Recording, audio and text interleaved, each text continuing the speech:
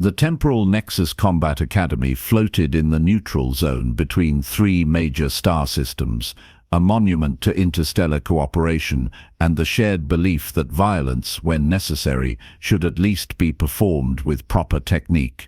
For 700 years, the Academy had refined the art of war into a precise science, cataloguing every species' optimal combat methodology with the same enthusiasm a librarian might organize ancient manuscripts.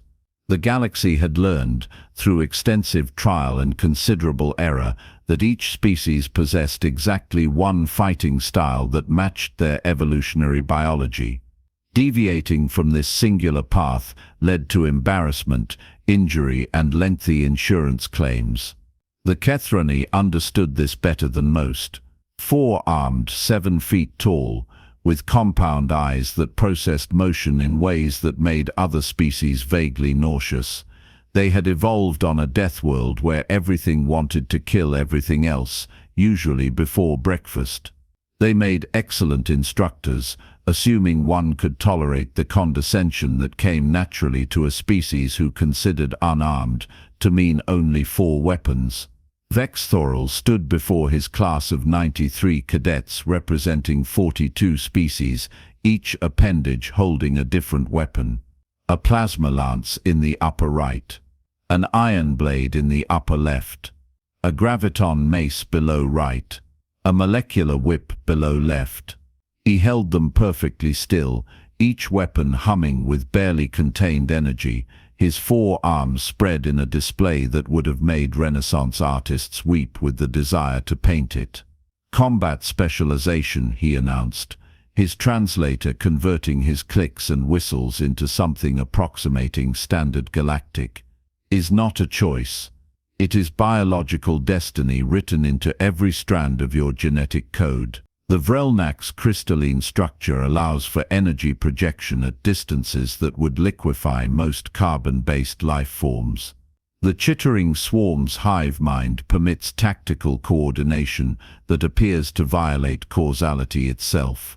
The aqueous collective's fluid morphology enables infiltration techniques that make solid matter seem like a personal insult. A young Vrelnax in the front row pulsed with pride, literally, as light refracted through her silicon-based torso. "Each of you will discover your optimal combat style," Vex Thoral continued, moving each weapon in a precise, isolated demonstration. Upper right thrust, upper left parry, lower right swing, lower left strike. Never crossing, never interfering, each arm operating in its own perfect sphere of violence.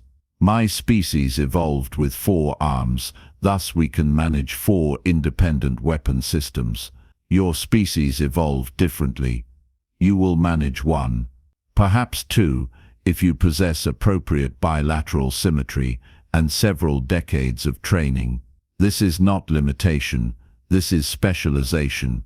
This is how warfare functions in a rational universe."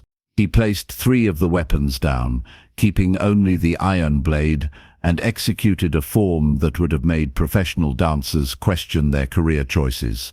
The blade moved through 17 attack vectors in 3 seconds, each strike capable of bisecting a combat drone. Mastery requires focus. Focus requires singular dedication. Attempting to divide attention between multiple offensive systems creates cognitive dissonance that results in, he paused for effect, death. The class murmured agreement in various frequencies across the audible and non-audible spectrum. "The neural architecture required for true dual-wielding," Vex Thoral said, warming to his favorite subject with the enthusiasm of someone about to explain why everyone else was doing everything wrong, "necessitates bilateral processing centers capable of independent tactical assessment while maintaining unified strategic awareness. In 700 years, across 3,000 evaluated species, exactly 0 have demonstrated this capability. The Drakthon Empire tried. Their greatest warriors trained for 20 years. They all died fighting the Void Collective, confused about which hand was doing what. The singing crystals of Proxima attempted to manifest dual energy constructs. They shattered themselves. He set down the iron blade and picked up a standard kinetic rifle, the kind that still worked when electromagnetic pulses had ruined everyone's day. Dual-wielding is not merely difficult, it is neurologically impossible for any known sapient species. The cognitive load alone, the door opened, heads turned, eyes focused, sensor arrays pivoted. The human walked in. She looked to the assembled cadets, disturbingly symmetrical. 2 arms, 2 legs, arranged in a mirror configuration that suggested redundancy rather than specialization. Bipedal locomotion that seemed inefficient compared to proper ambulatory methods. No natural armor, no enhanced sensory organs visible to standard detection. Hair pulled back in what human databases called a ponytail, a term that made no etymological sense to species who had never seen horses. "Sorry I'm late," she said, not sounding particularly sorry. "Shuttle got caught in a debris field, then there was that whole customs thing about bringing snacks from Earth, and honestly your signage is terrible. Who puts the training facilities in Sector Zeta 9? That's just asking for people to get lost." Vexthoral's translator took a moment to process what it insisted must be errors in syntax. "You are cadet," he checked his roster display. "Rodriguez Maya, Terran representative. You were scheduled to arrive 6 cycles ago." "Yeah, about that." She walked to an empty spot among the cadets, several of whom shifted nervously away. Humans had a reputation, not a good one, not a bad one, just a reputation that made other species check if their life insurance was current. Earth time and galactic standard time still don't sync properly. We tried to explain about time zones and daylight savings, but I think something got lost in translation. Anyway, I'm here now. What did I miss? "I was explaining," Vexthoral said, with the patience of someone whose patience was already exhausted, "why dual-wielding is biologically impossible." Maya looked around at the various weapons displayed on the racks lining the training hall. Swords, rifles, polearms, energy weapons, projectile throwers, things that defied easy categorization but definitely caused damage. Cool. Are we gonna learn that after the translator be absolutely malfunctioned this time? Vexthoral clicked through 3 different languages before settling back on standard. Learn what after? Dual-wielding. I just explained it is impossible. Right. I heard that part. Maya nodded agreeably. But when do we get to the part where we do it anyway? A chittering observer in the back released pheromones that translated roughly to confusion bordering on existential crisis. A floating gaseous entity vibrated at a frequency indicating the same. Vexthoral set down his rifle with deliberate care. Perhaps human translation matrices are insufficient. I will restate the core concept. No species possesses the neural architecture for effective dual-wielding. It is not a matter of training or determination. It is biological fact. Huh? Maya scratched her head, a gesture the Academy's xenopsychology databases flagged as indicating either confusion or casual dismissal. Weird that nobody told humans that. We've been doing it for thousands of years. The classroom went silent. Even the humming monks of Tresca, who literally never stopped humming, paused. "You misunderstand the terminology," Vexthoral said. "Dual-wielding requires using 2 weapons at the same time, independently but cooperatively, to create tactical advantages through multiple attack vectors and defensive coverage." Maya offered. "Yeah, I'm pretty sure that's what we've been doing. Unless humans have been doing something completely different and just calling it that, which honestly wouldn't surprise me. We also called Pluto a planet for a while. Vextoral's compound eyes tried to focus on her in ways that suggested he was looking for the hidden camera. Demonstrate. You want me to? You claim your species performs the impossible as casually as I claim you misunderstand basic combat theory. Prove it. Choose a weapon.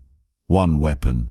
Show us your dual-wielding with appropriate equipment. Maya walked to the weapons rack with the casual confidence of someone who had not yet realized they were supposed to be intimidated.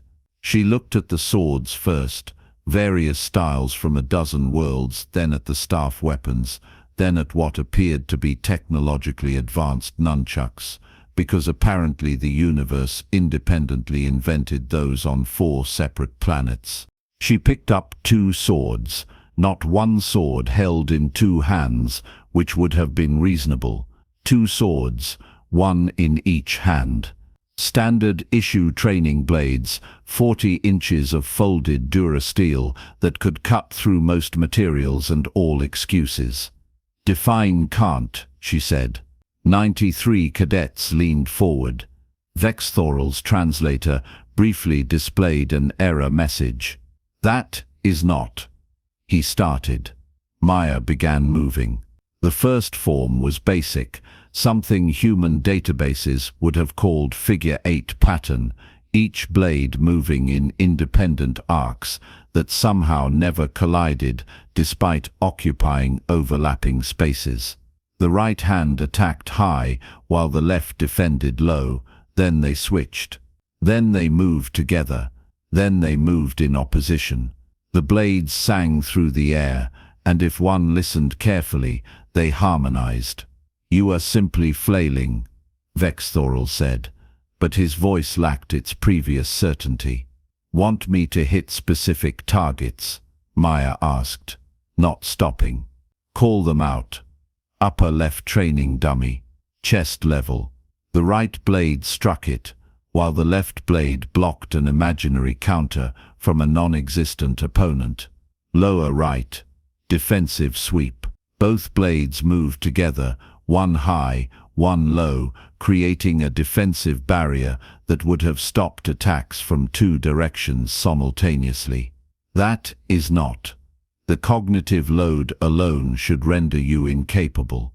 Maya stopped, breathing slightly harder, but not significantly winded. Look, I don't know what to tell you. Humans have been doing this forever. Knights with sword and shield, which is technically dual-wielding. Samurai with katana and wakizashi. Pirates with cutlass and dagger. Gunfighters in the Old West with 2 pistols, though that was more about looking cool than tactical advantage. But still, we have entire movie franchises built around people dual-wielding. We have video games where you can dual-wield anything. I once saw a speedrun where someone dual-wielded fishing rods. Video games are not reality, Vextoral said, grasping for solid ground in a conversation that had become philosophically quicksand. True, but we practice the things from video games until they become reality. That's kind of our whole deal. She looked at the weapons rack again. Want to see sword and dagger? That's even more traditional. Or I could try those energy pistols over there, though I'll need a tutorial on the safety mechanisms. A Vrelnak student raised a crystalline appendage. How is this possible? The bilateral processing required would necessitate duplicate cognitive centers operating in parallel while maintaining unified command authority. Yeah, we have those, Maya said. 2 brain hemispheres connected by the corpus callosum. Left side controls right body. Right side controls left body. Middle bit makes sure they cooperate. We can train them to work independently for motor control while keeping strategic thinking unified. Takes practice, but so does everything. That is a gross oversimplification of neural architecture, Vextoral protested. Sure, but you asked how. not for a neuroscience dissertation. She picked up a dagger in addition to one of the swords. This feels more natural, actually. Different weapon weights, different purposes. Sword for offense and range, dagger for close defense and opportunistic strikes. You create a threat zone that enemies have to respect from multiple angles simultaneously. She demonstrated, moving through forms that had names in human languages nobody present spoke. The blades worked together like dancers who had rehearsed for years, one leading while the other supported, then switching roles seamlessly. A chittering warrior vibrated a question. What if your opponent also uses this technique? Then it's a really interesting fight, Maya said cheerfully. Lots of blade work, lots of footwork, probably gonna make for great footage. Footage, Vex Thorol repeated flatly. We record our fights, for training, and sometimes entertainment, and insurance purposes. She set down the dagger, kept the sword, walked back to the energy pistol rack. Okay, seriously, how do these work? Do I just point and think aggressive thoughts, or is there a trigger situation? This is not training, Vex Thorol said.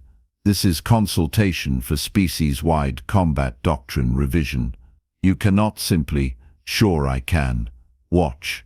Maya picked up 2 energy pistols after a brief examination, revealed what she optimistically assumed were triggers. So these don't have recoil in the traditional sense, right? Just energy dispersion. Put those down before you hurt. She fired both simultaneously at 2 separate target drones that had activated for the previous demonstration. Both drones sparked and fell. She fired again, alternating hands. 4 more drones dropped.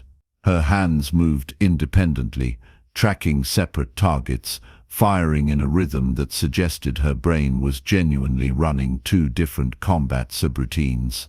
The targeting calculation alone should exceed, Vex Thorol started. Humans are persistence hunters, Maya interrupted, lowering the pistols but not putting them down. We evolved to track prey for hours, days across changing terrain, while maintaining awareness of our environment and potential threats. Our brains are really good at managing multiple moving objects simultaneously. Add in pattern recognition, spatial reasoning, and the fact that we've been throwing things accurately for millions of years, 2 hands, 2 targets, it's just throwing with extra steps. This defies 700 years of established combat theory. Yeah, well, nobody asked humans to contribute to that theory until now, so maybe the theory was incomplete. She set down the pistols carefully. Want me to prove it's not just flailing? Set up a real scenario. Vex Thorol's 4 hands flexed unconsciously. Pride warred with scientific curiosity. Pride lost, but barely. Combat drones. Scenario Theta 7. Multiple attackers. Adaptive AI. Non-lethal but unpleasant. How unpleasant? You will be sore tomorrow. So like a normal Tuesday. Hit me. The training hall's holograms activated, creating a simulated urban environment.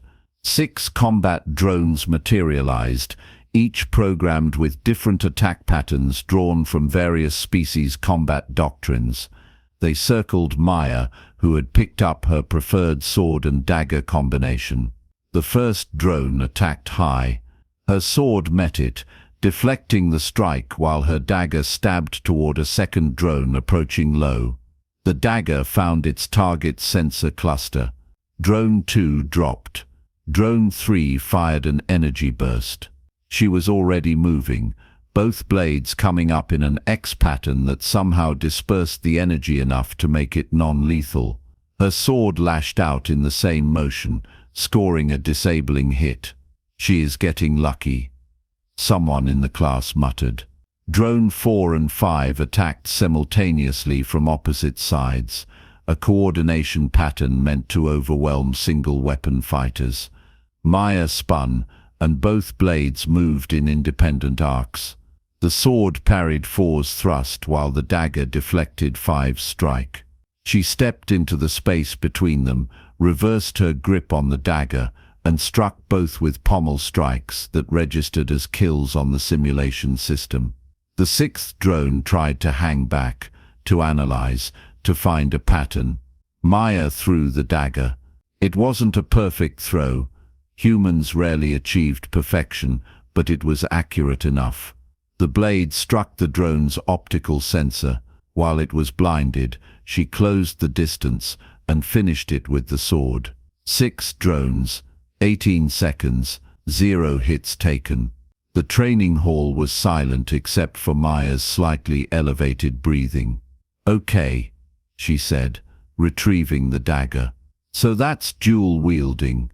Do we move on to polearms next, or is there like a basic fitness portion I need to catch up on?" A young Dracthan species that had famously failed at dual-wielding a century ago raised a scaled hand. "How did you train for this? What techniques allow the neural pathway development? Oh man, where do I start?" Maya walked back to the class, weapons still in hand because apparently nobody had told her to put them down. So historically, it started as practical necessity. You're in a sword fight, things go wrong, you pick up whatever's available. Second weapon means you're not defenseless if the first one breaks or gets stuck in someone. Over time, people realized you could be proactive about it. European fencing schools taught rapier and dagger. Japanese martial arts had dual sword techniques. Chinese martial arts got really fancy with it. Then firearms became common, and people realized, hey, 2 guns mean twice the ammunition before reloading. Mostly impractical, but again looked cool. But the training methodology, Vex Thoral pressed, start slow, practice each hand independently until the movements are automatic. Then combine them gradually. Mirror exercises at first, both hands doing the same thing. Then complementary movements, one defends while one attacks. Then fully independent, takes years to master. But basics come pretty fast. She noticed the entire class staring at her. "What? You speak of this as commonplace," a floating gaseous student observed. "I mean, it is. Not everyone learns it, but it's not like some secret forbidden technique. We have tutorial videos, books, training programs.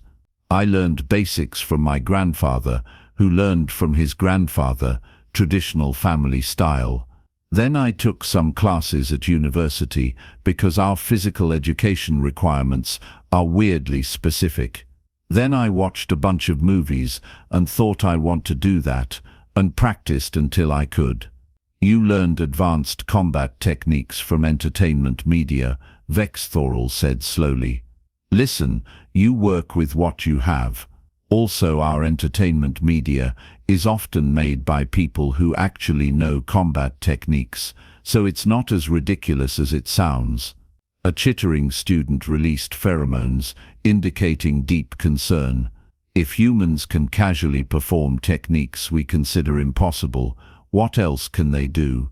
"Oh boy," Maya said. "Okay, so we can hold our breath for minutes, swim for hours, run for days without stopping, survive in temperature ranges that would kill most species, eat things that are actively poisonous, drink ethanol for fun, and we have this thing called the fight or flight response that temporarily makes us stronger and faster when we're scared.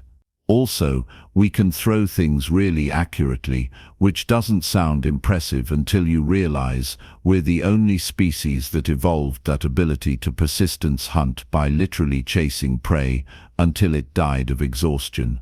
The silence that followed was the sound of established doctrine crumbling. "This information," Vex Thoral said carefully, "will need to be added to the Academy database." "Cool. Do I get extra credit?"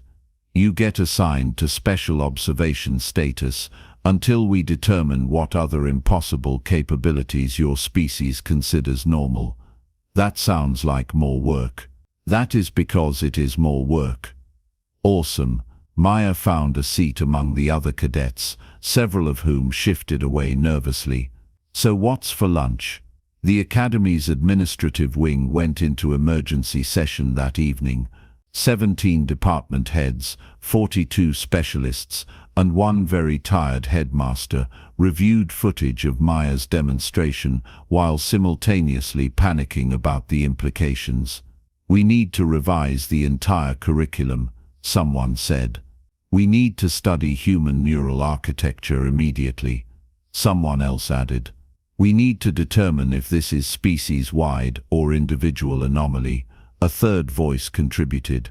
"We need," the headmaster said tiredly, "to accept that 700 years of established doctrine was incomplete because we never asked if anyone just ignored the rules." 3 weeks later, the Academy had a new normal.